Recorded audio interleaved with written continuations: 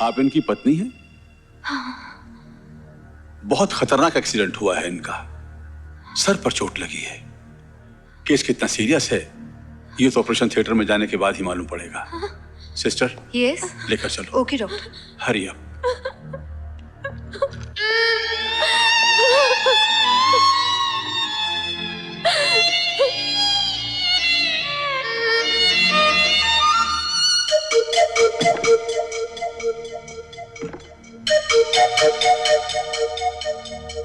चोट का असर दिमाग पर बहुत गहरा पहुंचा है। किसी बड़े न्यूरोसर्जन से इनका ऑपरेशन करवाना पड़ेगा। खर्चा 5 लाख रुपए का होगा। आप इतनी बड़ी रकम अरेंज कर पाएंगे?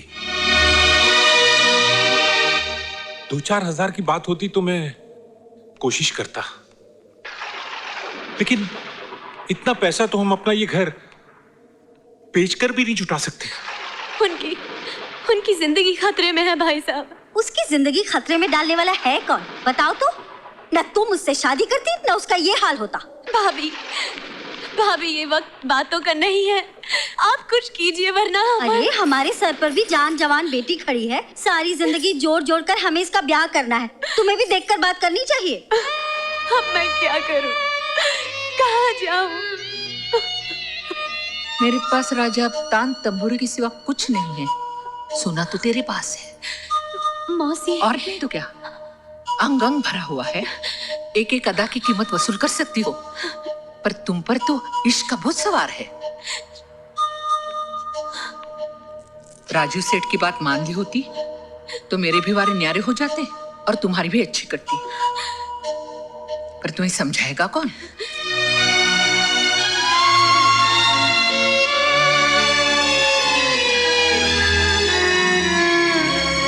हेलो नीना, कहो कैसी हो? राजीव, तुमसे एक जरूरी बात करनी है। या? रामलाल श्यामलाल के पास हम दोनों की कुछ तस्वीरें हैं और वो हमें ब्लैकमेल करना चाहता है। ठीक है, तुम घर पहुंचो, मैं अभी।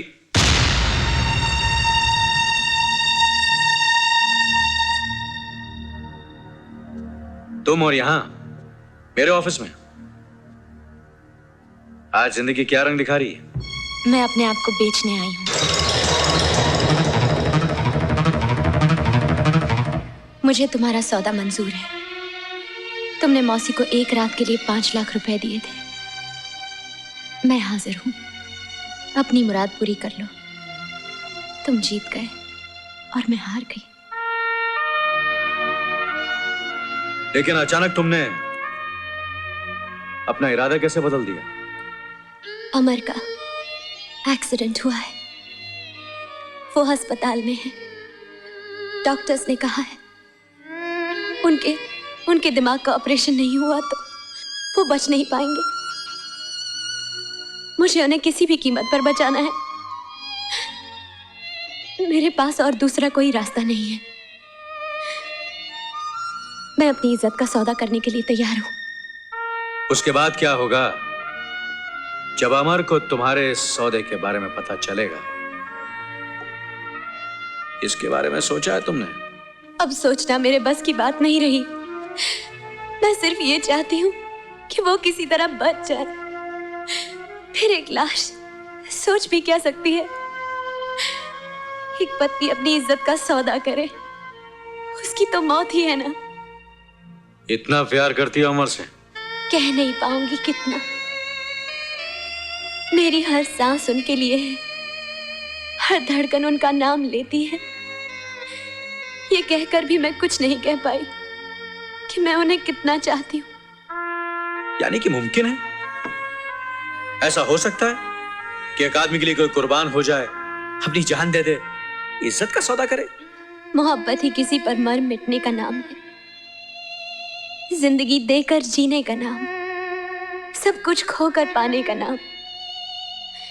ये जान उनके काम आ जाए, वो अच्छे हो जाए, बस यही तमन्ना है मेरी। आप अपनी मुराद पूरी कर लीजिए।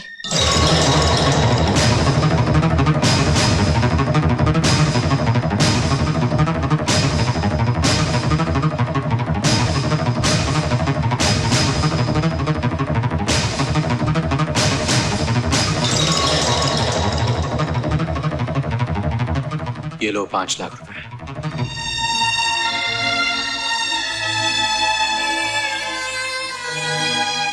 जाओ अपनी पति की जान बचा लो। जी तुमने कहा था ना कि तुम हार गई हो और मैं जीत गया हूं। दरअसल मैं हार गया और तुम जीत गई हो।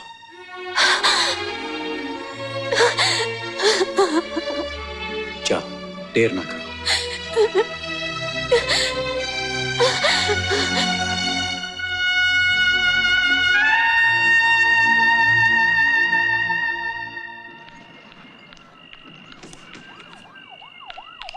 ए, रुको रुको,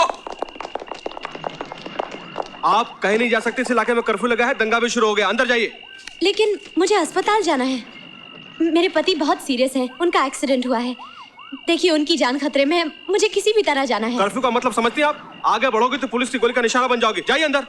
देखिए मैं मजबूर हूँ, प्लीज मुझे जाने दीजिए, आप मेरी मदद कर दीजिए।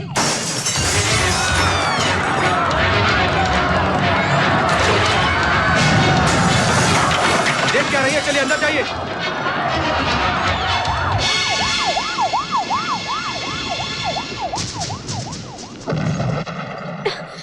बाहर कर्फ्यू लगा हुआ है राजीव, गोलियां चल रही हैं।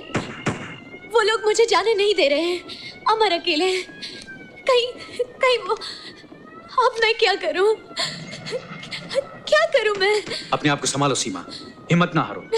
हॉस्पिटल का नाम क्या है? दयानंद हॉस्पिटल। दयानंद हॉस्पिटल। शायद मैं उसके डीन को जानता हूं। मैं अभी उनसे बात करता हूं।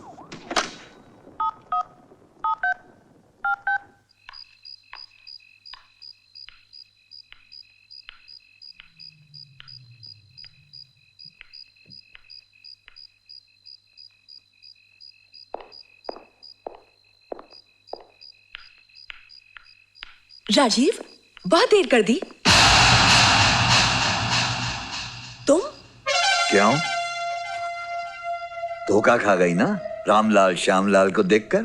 आए? अगर सारा चमत्कार कपड़ों का ही है तो मैंने सोचा ये भी करके देख लूं। कपड़े पहनकर तो सारे मर्द एक जैसे लगते हैं और ये तुम अच्छी तरह जानती हो, है ना? तुम यहाँ क्या करने आए हो? टेलीफोन पर की हुई अधूरी बात पूरी करने आया हूं। मेरे नजदीक मत आना, मैं चिल्लाऊंगी। घर पर तो कोई नहीं है। चिल्ला चिल्ला चिल्ला।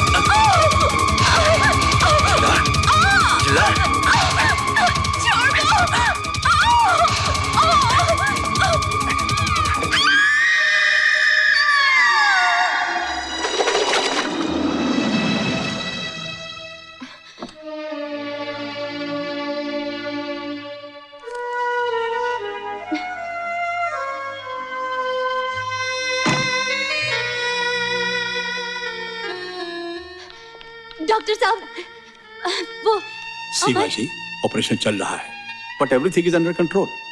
हौसला रखिए।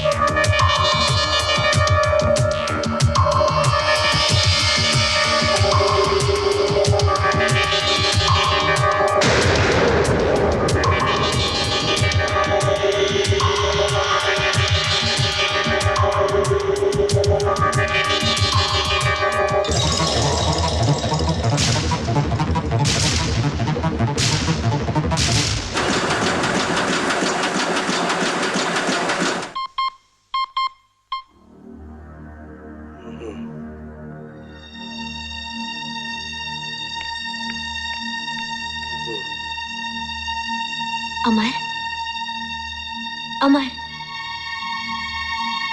अमर।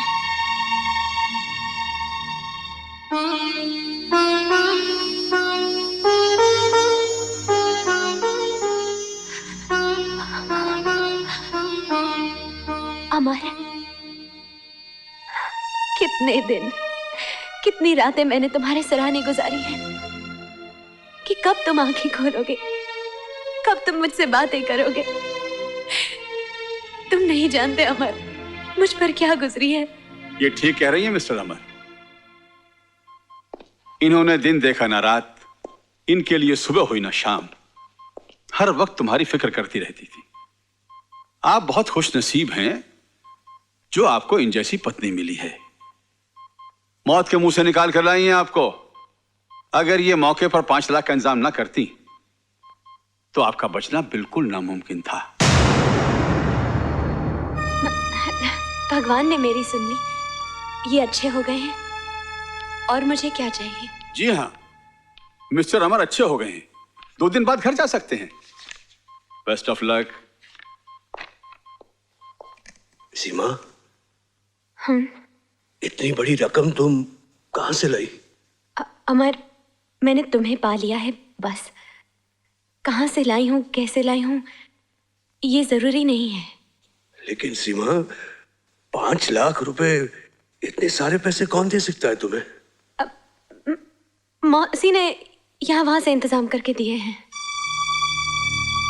मौसी ने? हाँ। आओ अबर आओ। अब तुम्हारी तबीयत कैसी है? बिल्कुल अच्छा हो सर। गुड।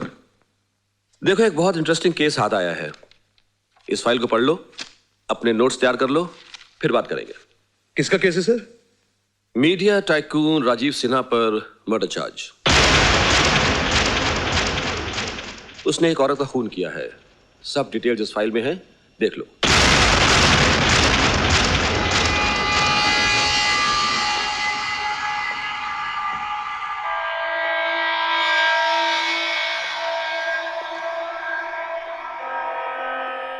राजीव सिन्हा ने किसी लड़की का खून किया। 6 जून 6 जून की रात को? ये कैसे हो सकता है? हाँ सीमा, ऐसा ही हुआ है। अब ये केस हमारे हाथ में है। अब राजीव सिन्हा को फांसी लगाकर ही रहूंगा। जिंदगी में पहली बार केस लड़ते हुए खुशी महसूस हो रही है सीमा। कहते हैं ना कि भगवान के घर देर है अंधेर नहीं। उसकी लाठी खामोशी से बरसती है। उस शैतान ने हमारी जिंदगी बर्बाद कर दी थी। कितना सताया था हमें, परेशान कर दिया था, जीना मुश्किल कर दिया था हमारा उस हरामखोर ने। लेकिन अब मैं एक एक बात का बदला लूंगा उससे, एक एक बात का बदला लूंगा सीमा। अरे हाँ, मालूम है उसका अपना ड्राइवर उसके खिलाफ गवाही दे रहा। ड्राइवर? रामलाल श्यामलाल, 6 जून की रात को जो घटना हुई, जरा कोर्ट को बताइए। जी, अब 6 जून को रात के कुछ 10 बजे होंगे, जब मैं अपने घर जा रहा था। इतने में मैंने देखा राजीव साहब अपनी गाड़ी में बैठकर अपने बंगले की तरफ जा रहे थे। तुम उस बंगले के सामने क्या कर रहे थे? उनका बंगला रामलाल श्यामलाल के रास्ते में आता है जी। चलो ये मानकर चलते हैं कि राजीव सेठ का बंगला तुम्हारे रास्ते में आता है, पर क्या तुम यकीन से कह सकते हो कि रात को 10 बजे जो गाड़ी बंगले में गई वो राजीव सेठ की थी? बत्ती जल रही थी जी। मैं भी आगे बढ़ा, सोचा रामलाल श्यामलाल मौका अच्छा है, सेठ जी से मिन्नत करते हैं और उनसे ड्राइवर की नौकरी फिर से पक्की कर लेते हैं। लेकिन अंदर जाने की हिम्मत नहीं हुई साहब जी। क्यों, क्या हुआ? अंदर एक मेम साहब उनका इंतजार कर रही थी। कौन मेम साहब? जिसका कत्ल हुआ, नीलम मेम साहब। फिर क्या हुआ? अंदर मौसम बहुत खराब था, बहुत गर्मा गर्मी चल रही थी आपस में।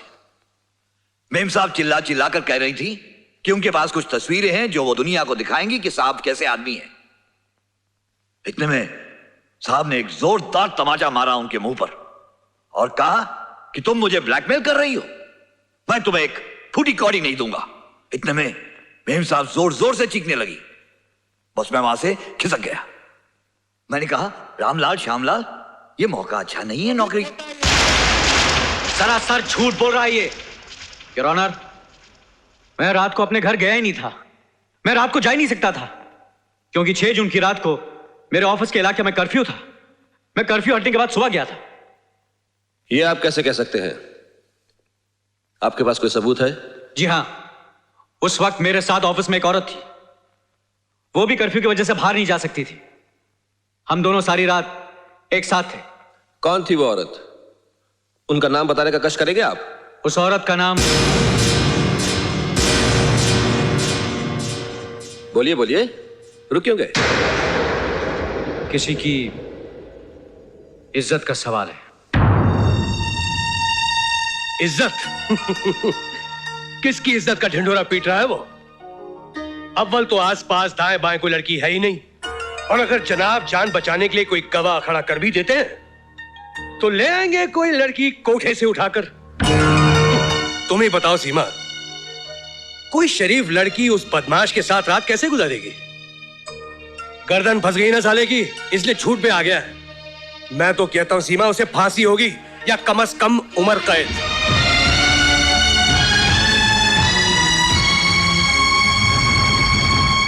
Order order. प्रोसिक्यूटर और डिफेंस की दलीलों को सुनकर और गवाहों के बयानात से अदालत इस नतीजे पर पहुंची है कि मिस नीलम मेहता का कत्ल राजीव सिन्हा ने किया है। Your honour, yes. फैसला सुनाने से पहले मैं अपने एक गवाह को पेश करना चाहूंगा जो अपनी मर्जी से सामने आ रहा है, और मैं समझता हूं कि वो सारे केस का रुख बदल देगा। इसलिए इंसाफ की खातिर मैं अदालत से अपील करता हूं कि उस गवाह का बयान सुन लिया जाए। Permission granted. सीमा सक्सेना हाजिर हो।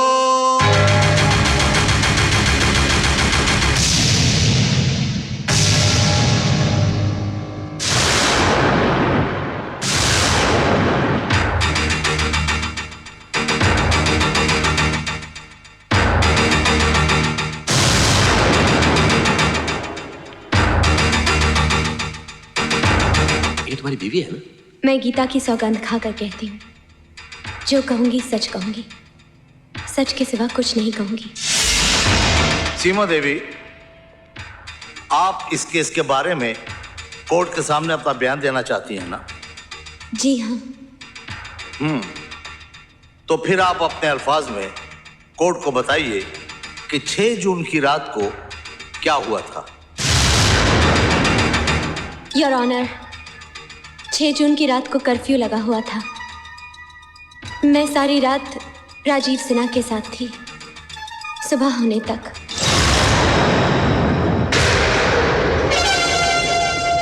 आप सोच समझकर अपने होशो हवास में बोल रही हैं? जी हाँ, मैं सच कह रही हूँ। आप कोई गवाह या सबूत पेश कर सकती हैं जो आपके इस बयान को सच साबित करे? कोर्ट इस तरह किसी एक गवाह पर यकीन नहीं कर सकती जिसका इस केस के साथ कोई भी संबंध न हो। जी, उस गवाह का नाम है इंस्पेक्टर NP शिंदे। जी हाँ, मैं मिसेस सीमा सक्सेना को पहचानता हूँ। 6 जून को मैंने उन्हें कहीं बाहर जाने से रोका था और वो वापस चली गई थी क्योंकि कर्फ्यू की वजह से कोई भी बाहर जा नहीं सकता था। Thank you mister Shinde. Your honour, we rest the case. Mrs Saxena के बयान से और इंस्पेक्टर शिंदे की गवाही से जाहिर होता है कि मिस्टर राजीव सिन्हा निर्दोष हैं। इन्हें कोर्ट बाइज्जत बरी करती है और झूठा इल्जाम लगाने के लिए कोर्ट रामलाल श्यामलाल पर मुकदमा चलाने का हुक्म देती है।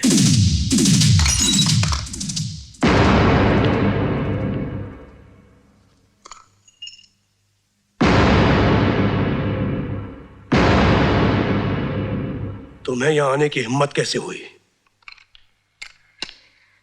अपने घर आई हूं। तुम इसे घर कहती हो? अरे ये तो वो 4 दीवारी है जहां झूठ बोला जाता है, धोखे दिए जाते हैं, फरेब होता है, जहां रिश्ते नीलाम होते हैं। अमर, मैंने जो कुछ भी किया तुम्हारे लिए किया है। मेरे लिए? अपनी शराफत और इज्जत का सौदा किया, मेरे प्यार को एक जलील इंसान के हाथों बेच दिया, मेरे लिए? हाँ, तुम्हारे लिए। तुम अस्पताल में आखिरी सांसें ले रहे थे, मुझे तुम्हें बचाना था। पैसों के लिए मैं तुम्हारे भाई के पास गई, अपनी मौसी के आगे हाथ फैलाए। जब और कोई रास्ता नहीं मिला तो मुझे सौदा करने के लिए उसके पास जाना पड़ा। और तुमने सौदा कर लिया, बिक गई तुम, उसके आगोश में ढेर हो गई, जबकि तुम्हारा पति अस्पताल में आखिरी सांसें ले रहा था। नहीं, ये सच नहीं है। तो फिर क्या सच है? क्या वो सच है जो तुमने मुझे अस्पताल में कहा? क्या ये सच है कि तुमने राजीव सिन्हा से पैसे लिए? हाँ, ये सच है, मैंने राजीव सिन्हा से पैसे लिए हैं। तो फिर मुझसे तुमने झूठ क्यों कहा? ये बात मुझसे क्यों छुपाई तुमने? इसलिए कि तुम उस वक्त बीमार थे, तुम में इतनी ताकत नहीं थी कि सच का सामना कर सको। ये क्यों नहीं कहती कि तुम मेरी गरीबी से थक गई थी, रोजी रोटी की चक्रव्यूह से बाहर निकलना चाहती थी, आजाद जिंदगी चाहती थी, दौलत और ऐश आराम की जिंदगी चाहती थी। लेकिन अमर, वो पैसे मैंने अपने ऐश आराम पर खर्च नहीं किए, तुम्हारे इलाज पर खर्च किया है, तुम्हें मौत के मुंह से बचाया है। मर जाने देती तो अच्छा था। तुमने जो किया है, पैसों के बदले जो बेचा है, उससे तो मौत ही अच्छी थी। अब तो मैं सोच सोच कर जीते जी मरता रहूंगा, मरता रहूंगा। लेकिन अमर, उसने मेरे साथ कुछ भी नहीं किया, उसने मुझे छुआ तक नहीं। छुआ तक नहीं? उसने कुछ नहीं किया? अरे जिसने तुम्हें हासिल करने के लिए तरह तरह के बहाने ढूंढे, हर तरह की लालच दी, पार्टियां दी, लाखों खर्च किए, उसने तुम्हारे साथ कुछ नहीं किया? नहीं। अरे वो अयाश जो हर औरत को अपने बिस्तर की जीनत बनाता है, उसके साथ मेरी धर्म पत्नी एक रात गुजारती है और वो कहती है कि उसने मेरे साथ कुछ नहीं किया। हाँ? अमर, मुझ पर विश्वास करो। कहती कि मुझ पे विश्वास करो। मुझे सारे शहर में एक मजाक बना कर रख दिया, अब मैं किसी को मुंह दिखाने के काबिल नहीं रहा। उसने चैलेंज किया था कि वो एक दिन तुम्हें खरीद के रख देगा। राजीव सिन्हा कामयाब हो गया, राजीव सिन्हा जीत गया और मैं हार गया, मैं हार गया। नहीं अमर, यूं रोकर अपने आप को दुख मत दो। मैं तुम्हारी सीमा हूँ अमर, मैं तुम्हारी सीमा हूँ। नहीं, तुम मेरी सीमा नहीं हो, मेरी सीमा तो बिक गई, नीलाम हो गई सीमा। उसने अपने आप को बेच दिया, साथ में मेरे प्यार का भी सौदा कर दिया। चली जाओ इस घर से, दूर हो जाओ मेरी नजरों से। ले जाओ अपने नापाक जिस्म को यहाँ से। तुम एक नाचने वाली की बेटी हो, जाओ कोई कोठा सजाओ।